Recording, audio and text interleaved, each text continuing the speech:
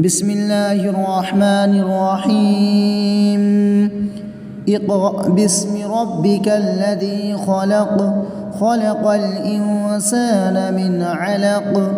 اقرأ وربك الأكرم الذي علم بالقلم علم الإنسان ما لم يعلم كلا إن الإنسان ليطغى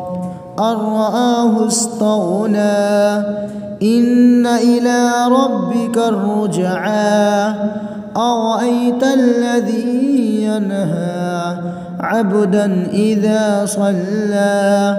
أرأيت إن كان على الهدى أو أمر بالتقوى أرأيت إن كذب وتولى ألم يعلم بأن الله يرى كلا لئن لم ينته لنسفعا بالناصية ناصية كاذبة خاطية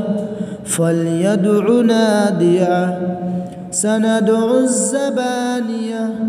كلا لا تطعه واسجد واقترب